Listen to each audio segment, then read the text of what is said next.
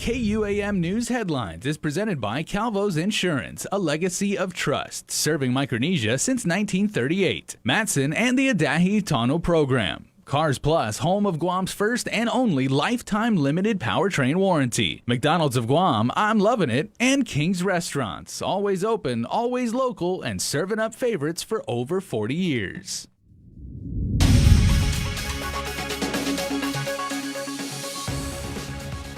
Ahead on prime time, a 41-year-old man is the island's 58th COVID-related fatality. Plus, a daughter seeks answers for her parents who are COVID survivors.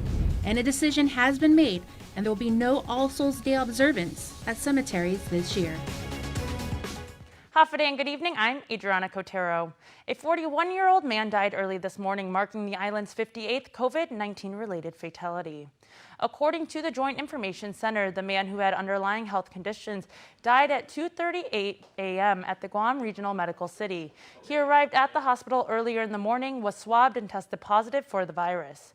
Governor Lou Leon Guerrero saying this pandemic has upended our lives and has caused too much grief for too many families in our community. Jeff, Lieutenant Governor Josh, and I express our heartfelt condolences and deepest sympathies to those he cherished. And now to the latest numbers out of the Joint Information Center reported Wednesday afternoon. Out of 472 samples, 50 returned positive for the coronavirus, with 3 of those cases identified in quarantine. Currently, there are 887 active cases with more than 1,900 recoveries. To date, there have been 2,868 COVID-positive cases since mid-March. The JIC also reports that 3 additional GDOE employees tested positive for COVID-19. 2 of the confirmed cases were identified at PC Lujan Elementary, and 1 was identified at Chief Brody Memorial Elementary. All 3 were identified through contact tracing efforts. Areas of the campus will be identified for cleaning and disinfecting as needed. Because the Chief Brody case was not at campus, it will not require cleaning. Hard copy packet and food distribution will continue uninterrupted. Also, the Sinyahanya Mayor's office will be closed tomorrow after personnel were notified of potential exposure to confirmed positive COVID-19 cases. The office has undergone sanitization by a professional contractor, and office personnel are in self-quarantine until test results deem them safe to report for duty. The COVID census at Guam Memorial Hospital nears 50. As hospital administrator Lillian Posada says, there are currently 47 COVID patients hospitalized. 13 of them are under the ICU level of care. Of the 13, 4 patients require the use of ventilator support. As the numbers increase, GMH becomes more and more overwhelmed. Please do your part by staying home and following the necessary COVID protocols. Wear your mask, wash your hands, and stay socially distant. Now, what about those patients who are recovering from COVID-19? Is it true they are no longer infectious after 10 days of no symptoms, despite still testing positive for months after? KUAM speaks with Zontia resident Jamie Lynn Lazama, who is seeking answers on behalf of her parents that recovered from the virus but cannot return to work because they continue to test positive. Here's more. For anyone, any individual to carry that with them, knowing that you had tested positive, you went through your quarantine, and it's been 3 months, is it right for you as an individual to know that you still tested positive and you're still going out there? You know, that's what my mom is struggling with right now. Like, why this doctor says one thing, but I tested positive, so I don't know what to do. I'm scared. I'm going to stay home. It's a whole new climate of fear, as Zontia resident Jamie Lynn Lazama explains her mother and father tested positive for COVID-19 back in August. Now nearly 2 months later, and they are receiving conflicting directions from Department of Public Health and their private physicians. My mom had called me that they had gotten their clearance. And so I had asked her, I said, did they do another testing for you guys? And she told me no, and I said, okay, that's kind of odd. The doctor that they saw had told her that the virus is still going to be in them, even as far as up to a year, but they're not contagious, that they can go about and go back to work and go about their daily lives. However, Lazama's parents have not gone back to their daily lifestyles. My mom is confused. My parents are confused because she can't go back to work if she's going to continue testing positive. Lazama says both her parents were cleared from home isolation in September, and in order to go back to their private sector work, they went to their primary physician to get another test. My parents, as soon as they got their test back that they're still positive. They just expressed to us that, please just don't visit. She says to me, I don't want to be the reason someone's life gets taken away. Staying home to protect her loved ones and the community as well. Lozama says throughout the course of their recovery, her parents have felt mild symptoms. My mother, every so often, she does have cold, sniffles, cough, maybe every couple of days, and then she'll get better. Then every couple of days she'll feel, down again. But, they're together, so that's a good thing. While her parents are together in this, Lozama wants some clarity for them and all who have a shared experience. I just want to know, what do we do for those individuals that continue to test positive? What do they do about their work? It doesn't add up. You have individuals that tested positive, do their quarantine, then go back and test negative. Why is that different from what my parents are going through, where they're going to continuously test positive? It doesn't make any sense. KUAM reached out to DPHSS Public Information Officer Janela Carrera, who provided information from Dr. Jania Manglotnia. According to Dr. Manglotnia, part of the reason they do not require retesting is because patients remain positive due to crumbs of the virus left behind. Further, Dr. Manglotnia references CDC guidelines saying, quote, if you are positive shortly after you've been infected and you've isolated for your 10 days, then it's probably just a repeat positive situation. If, however, you are positive after 3 months or more, it's probably a new infection. We haven't had any of those, but there was one described in Korea or China, unquote. She adds CDC does not recommend to retest to try to get a negative. The Port Authority of Guam reports another employee has tested positive for COVID, leading to 13 additional employees potentially exposed to the virus. Once the number of people are identified, they immediately give that information to HR and the contact tracing team. And I want to say within several hours, the employees who've been potentially exposed have been notified. Maintenance is notified so that they can go and do the deep cleaning. If the employee was at work, we have to wait 24 hours before the deep cleaning can occur. These employees will be tested by Public Health on Friday. The latest positive case brings the port's total to 10 employees who have tested positive for COVID-19. In total, the port contact tracing team has been able to identify 338 cases of close contact exposure with the 10 port employees and has coordinated testing for all exposures. We understand our responsibility here at the port. We understand our mandates to keep the port open. 90% of the goods coming to the island come through the port. And so we've just kind of been reinventing ourselves on a daily basis. Out of the 10 employees with positive cases at the port, 7 of them have returned to regular work status. The remaining 3 are all experiencing mild to no symptoms and are all expected to be released from isolation. Earlier this week, we introduced you to Jaylene Cruz, who's been struggling to get permission to be the caregiver for her husband, who was hospitalized at the Guam Regional Medical City. As Nestor LeConte reports, she was allowed to see him, but only for an hour.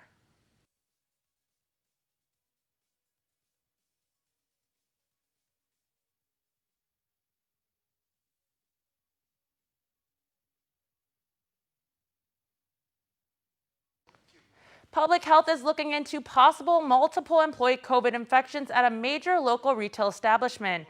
Spokesperson Janela Carrera declined to name the company, but KUAM has learned it is a well-known business and remains open at this time.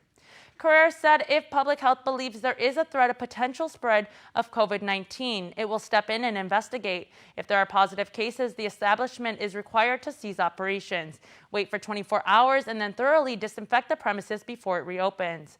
Many local companies and government agencies who've had positive cases within their workforce have voluntarily announced their closings and reopenings for the safety of their customers and employees. However, Carrera says a business does not need public health clearance to reopen once it has completed disinfection. All Catholic and private cemeteries will be closed All Souls Day weekend. It's an unprecedented decision made during an unprecedented time. And we will have that story for you later. Department of Administration Director Edward Burns says the forms for the COVID-19 Bereavement Assistance Fund program are awaiting final legal approval. Established through an executive order, the program provides a one-time only grant of $10,000 to families of a person that are away from the virus. As soon as the forms are approved, Burns says the program can be rolled out. An announcement will be made on how families can complete the form. Stick around for more news here on Primetime. You're watching KUAM.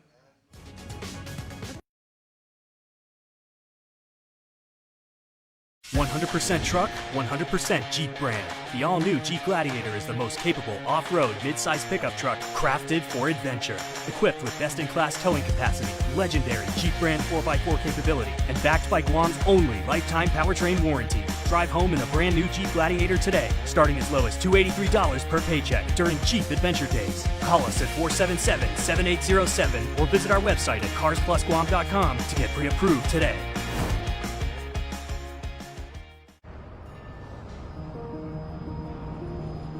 It makes myself and it makes my team members very proud to work for an organization that has been on island for many years with its focus on reliability, dependability, and commitment to the communities that they operate in. Matson's a great corporate citizen to the community. We all benefit from any sort of environmental commitment we make.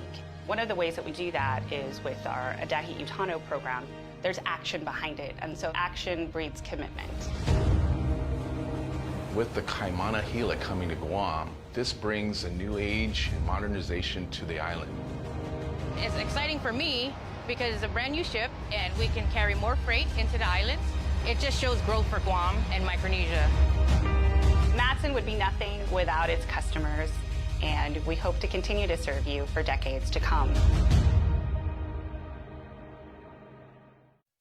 KUAM News, winner of the 2020 Regional Edward R. Murrow Award for Excellence in Social Media. Welcome back. Vice President Mike Pence and Democratic Vice Presidential candidate California Senator Kamala Harris went head-to-head in their first and only vice presidential debate. The high-stakes event came amid an ongoing coronavirus outbreak at the White House. It was the only opportunity for voters to see the vice presidential candidates face-to-face before Election Day. Natalie Brand reports from Salt Lake City. With new COVID-19 protections in place, the coronavirus remained front and center as Vice President Mike Pence and Senator Kamala Harris squared off in Utah. The American people have witnessed what is the greatest failure of any presidential administration. From the very first day, President Donald Trump has put the health of America first. Senator Harris, a former prosecutor, went after the Trump administration's pandemic response. Whatever the vice president is claiming the administration has done, clearly it hasn't worked. When you're looking at over 210,000 dead bodies. Vice President Pence, the leader of the coronavirus task force, defended it. President Trump and I trust the American people to make choices in the best interest of their health. After the chaotic first presidential debate last week, the candidates tried to stay on message. Donald Trump paid $750 in taxes. The American people have a president who's a businessman, he's a job creator, who's paid tens of millions of dollars in taxes. With President Trump's COVID-19 diagnosis and both the president and Joe Biden in their 70s, this debate gave voters a chance to see how these candidates might handle the presidency if ever called upon. You know, Joe and I were raised in a very similar way.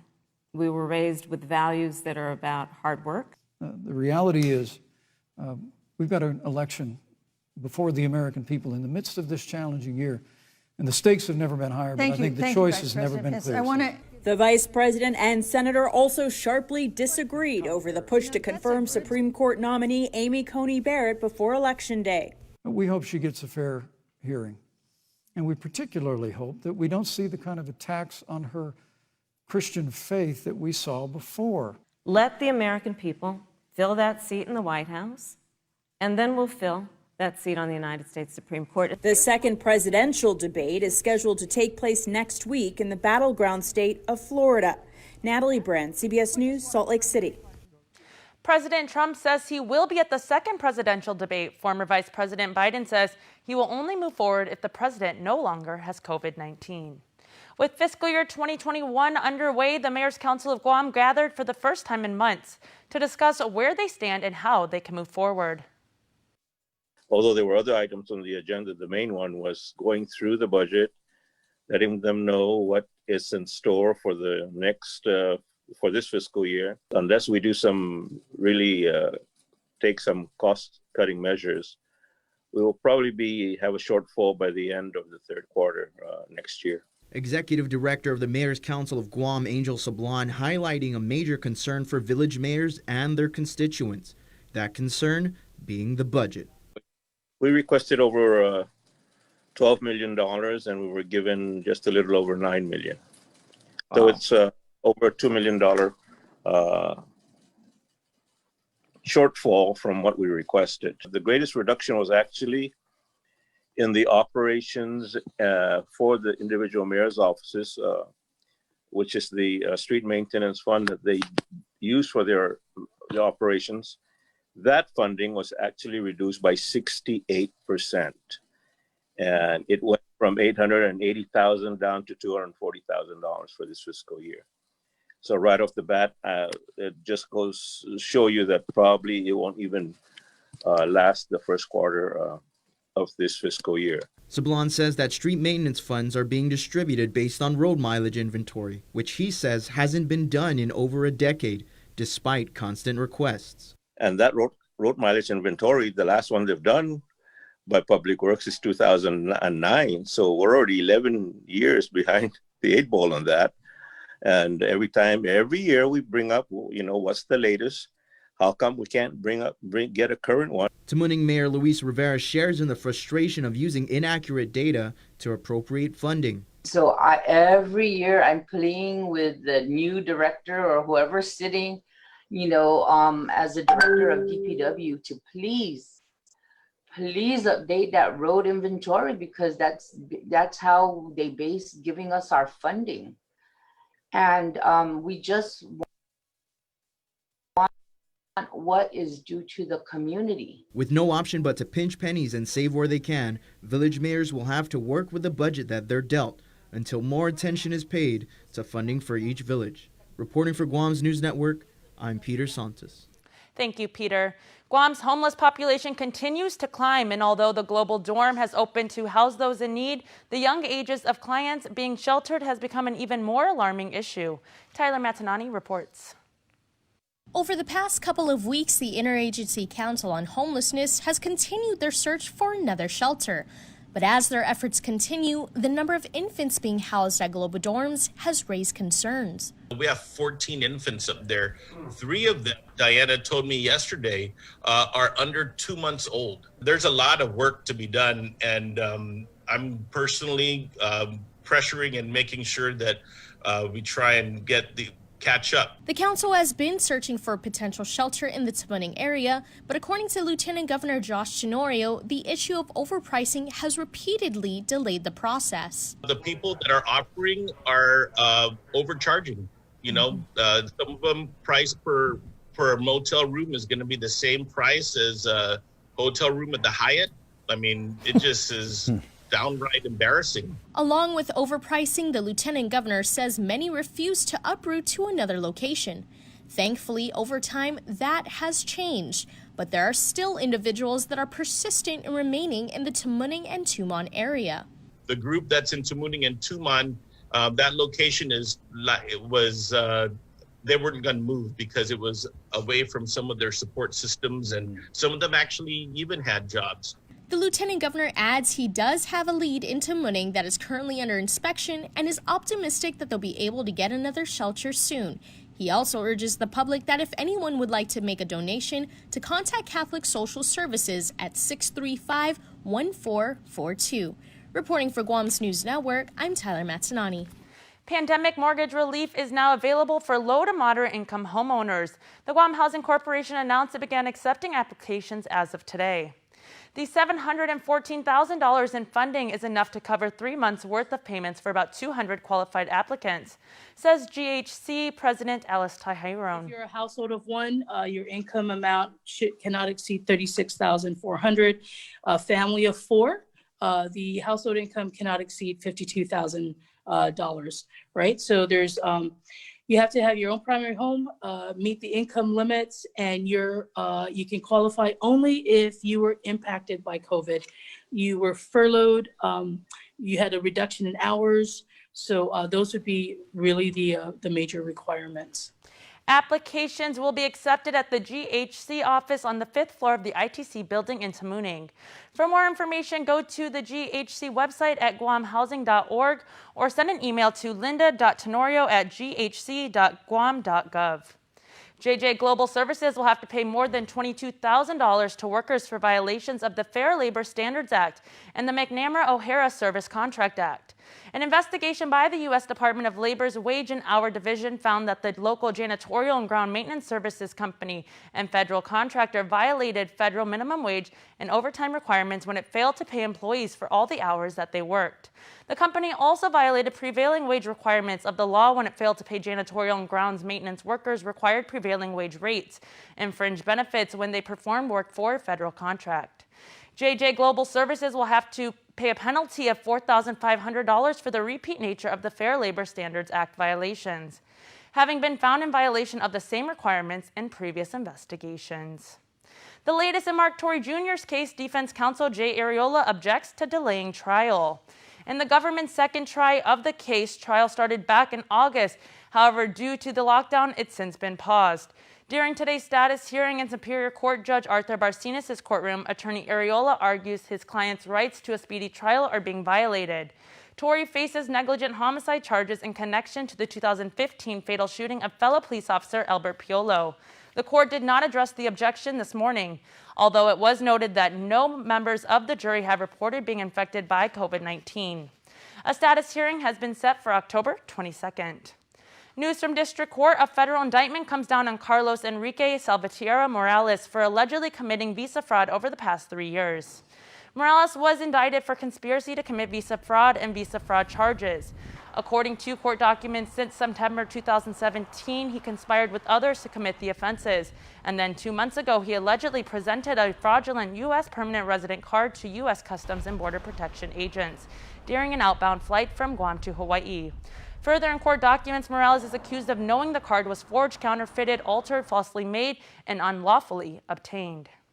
27-year-old Randy Wayne Uggan is accused of molesting an 11-year-old girl. According to court documents, on Tuesday, the mother of the victim told GPD officers that the victim was sleeping over at a relative's house on October 4th.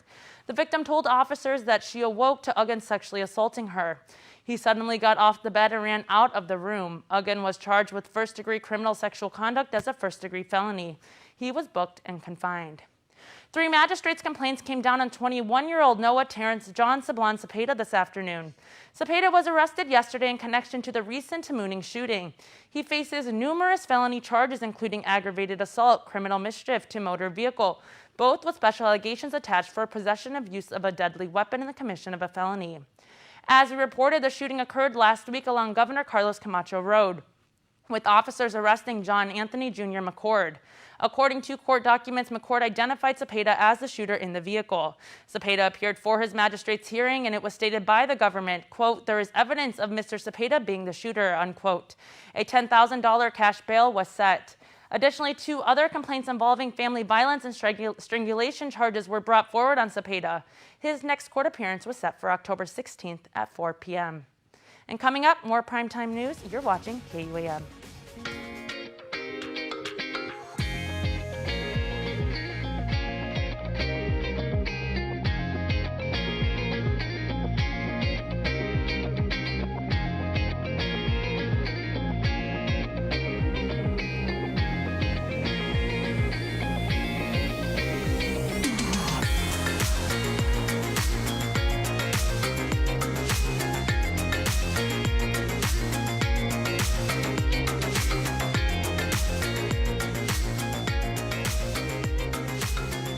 Your community calendar is brought to you by Taco Bell. Whether it's your first meal or your 4th meal, we've got you covered. Taco Bell, live Mas. Social distancing may be the new norm, but connection will always be our tradition. Through good times and tough times, we remain connected with you. Mass may be the new fashion, but protection will always be our style. You can always count on us to protect the things that matter the most. Sanitizing may be the new routine, but caring will always be our practice. We care about your loved ones and the things you value the most. And as we welcome our new normal, one thing remains certain: we will always be here for you. We're open and ready to serve you. Calvo's Insurance, a legacy of trust.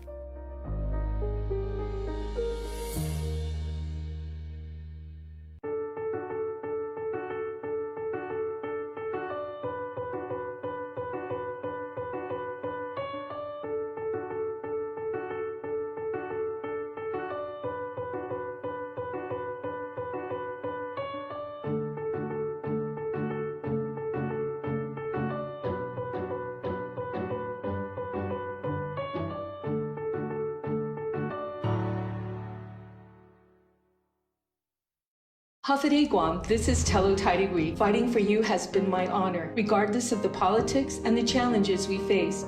I've worked hard every day to improve GMH facilities, fund security cameras for public safety, support road repairs, and call out legislation and decisions that break the people's trust in government. The fight for these priorities isn't over. It's just begun. I'm Telo Tairigui. I approve this message and humbly ask for your vote. Situs Masi, maraming salamat po. Thank you, Guam. Welcome back. For this week's Network of Nurses, we speak with oncology nurse navigator Dahilia Sepalo. Just if you could explain, what is an oncology nurse navigator? Okay, well, it's a pretty new field of nursing. It actually was started in the 80s by an oncology surgeon named Dr. Harold Friedman. And what had happened was he noticed that cancer patients were facing, in addition to their diagnosis of cancer, they were facing other difficulties, such as financial, transportation, and access to medication. So he started the oncology navigation program. And basically what nurse navigators do is just that. We navigate patients through the spectrum of their cancer care. So beginning with, say they have a suspicion that they may have cancer, or maybe they have a family member with history of cancer, they'll go get screened, and they'll go through the tests, and say they come back with a cancer diagnosis. They may not at that point know where to go or who to turn to. So what we do is, they come here and they talk to us, and we help guide them through what they need to do next so that they don't miss any steps, and so that their care is optimized. Mm-hmm. And what made you go into this particular field of nursing? Well, I had worked at GMH for the first part of my career, and I was ready to transition into another job. Just because of personal reasons, I needed a more stable schedule. So it just so happened that I was having dinner with a friend of mine, and her friend had asked, had mentioned to her that there was an opening at Guam Cancer Care for a nurse navigator. So I quickly looked up. I'm like, what is a nurse navigator? Because I didn't know either. So I looked it up and I said, hey, you know what? This sounds awesome. I looked at Guam Cancer Care and what they did, and it was a pretty easy transition, just because, the work that we do here, it really helps all the cancer patients on Guam, and not just cancer patients, but we also have a really strong screening and prevention program, because that's also an important aspect of cancer, is we want to prevent it as well. Has the services that you provide changed since COVID? Actually, we haven't closed our doors at all since the start of COVID. And it's because a lot of our patients and the services we provide, even though, COVID is very dangerous, but however, they still have cancer and they still need help. So, for example, one of the things that we do is we provide supplies, and say a patient has oral cancer, and they can't eat normally, right? So we actually provide Ensure Glucerna, and that may be the only thing that they can eat or drink, and we provide it for free. And so, you know, what would happen if we were to close down? Then they would have to pay for their Ensure, their Glucerna, and it would be safer for them to come here to our office, just because we changed our procedures such that, you know, in terms of prevention, so that they wouldn't have to go to a crowded grocery store, you know, and risk being exposed out there. They could come here for their Ensure Glucerna, and again, it's free. Also, another one of the Keep it here. Your Cold Stone Creamery birthday shoutouts are coming up. When I need to pay my Docomo Pacific bills or manage my account, all I do is visit mydocomopacific.com. It's easy to set up. I just visit the website and click on the link to set up my account. I filled out the registration page starting with my account number. I received a text message with a temporary username and password. After making initial changes on my security settings, I'm in! Now I can make payments or manage my Docomo Pacific account without needing to leave home. With Docomo Pacific, we're better together. And before we close out the news tonight, our latest round of birthday shoutouts from the Cold Stone Creamery Birthday Club. Happy birthday on this October 8th to Joaquin Ilo Taisegui. Wishing Kin, aka Jun, the happiest birthday ever. The best there is, the best there was, and the best there will ever be. Hey, you and the Hitman.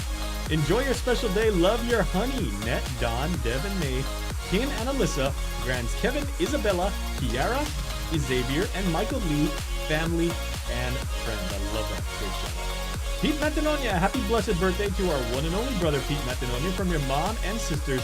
They say they love you. Ava L. Napathy, happy birthday number 69. We love you to the moon and back. To your daughter and your littles. Juliana Jose, happy birthday number 10 to my beautiful baby. Very, very beautiful. Mommy misses and loves you very much. And she says, see you soon. 3 exclamation points. Wonderful. And lastly, but certainly not leastly, Teresa Marie Barnes Camacho. It's always a treat to wish happy birthday to someone as kind and caring as you. Happy birthday, Tess, from your sisters at the Guam Waterworks at Florida. Now, that's a great collection of birthday celebrants. Let's wish them all a very happy birthday. Remember, you can be part of the Cold Stone Creamery Birthday Club by registering online on KUAM.com. Please make sure to include with your photo your name and birthday. That's going to do it for us here on Prime Time. Thanks for watching. Have a good night and